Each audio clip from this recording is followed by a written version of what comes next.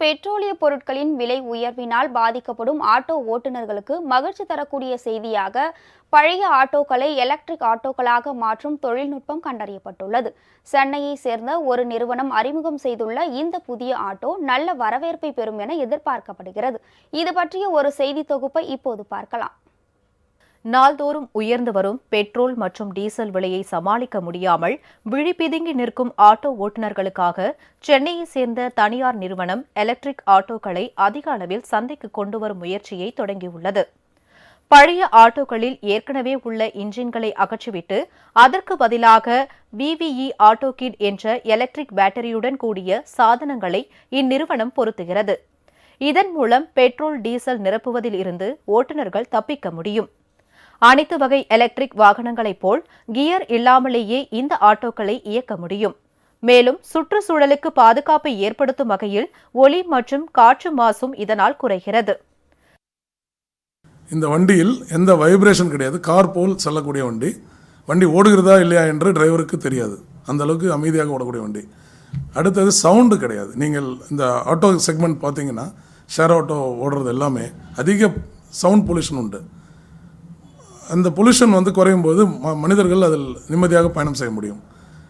அதை விட முக்கியம், எந்த புகையும் கிடையாது. புகை கிடையாது, கியர் கிடையாது வண்டியில். ஸோ ஓட்டுவது சுலபம். நாங்கள் கொடுக்கும் பெனிஃபிட்ஸ்களில் முக்கியமானது லேட்டஸ்ட் GPS. அதை நீங்கள் எங்கிருந்து ஆனாலும் ஓனர் அந்த வண்டியை மானிட்டர் பண்ணி சொல்லலாம். வேணுமென்றால் ஆஃப் பண்ணி கொள்ளலாம். வண்டியில் என்ன வோல்டேஜ் போய் கொண்டிருக்கிறது, எவ்வளோ கிலோமீட்டர் ஓடி இருக்கிறது என்பது எல்லாம் அறிந்து கொள்ளலாம். தெஃப்ட் ஆனாலும் அதை ஈஸியாக கண்டுபிடித்து விடலாம். செங்கல்பட்டு மாவட்டத்தில் இந்த புதிய தொழில்நுட்பத்துடன் கூடிய ஆட்டோக்களை தற்போது அதிகம் காண முடிகிறது. பேட்டரியை 3 மணி நேரம் சார்ஜ் செய்தால் 100 கிலோமீட்டர் வரை ஆட்டோவை இயக்கலாம். இதனால் பெட்ரோல் டீசலுக்கு தினசரி செலவழிக்க வேண்டிய தேவை ஏற்படாததால் தன்னுடைய பொருளாதாரம் மேம்படுவதாக கூறுகிறார் இந்த ஆட்டோ ஓட்டுநர். நான் என் வண்டி பேட்டரி வெஹிக்கிளாக மாற்றினேன்.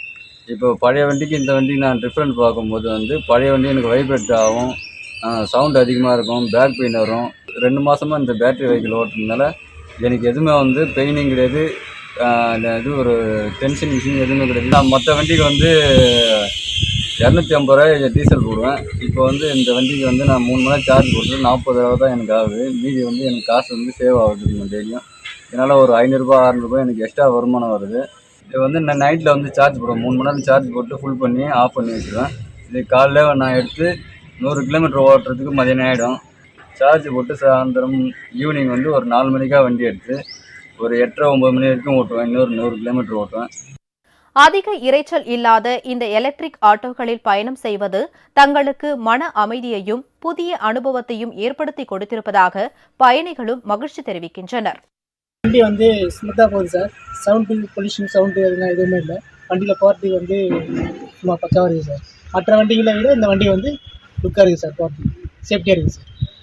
புவி வெப்பமயமாதலால் ஏற்படும் பிரச்சினைகளில் இருந்து தப்பிக்க இது போன்ற மின்னணு வாகனங்களின் உற்பத்தியையும் பயன்பாட்டையும் ஊக்குவிக்க மத்திய மாநில அரசுகள் பல்வேறு சலுகைகளையும் மானியங்களையும் அறிவித்துள்ளன. எனவே இனி வரும் காலம் எலக்ட்ரிக் வாகனங்கள் காலமாக மாற இது போன்ற ஆட்டோக்கள் பேருதவியாக இருக்கும் என்பதில் ஐயமில்லை.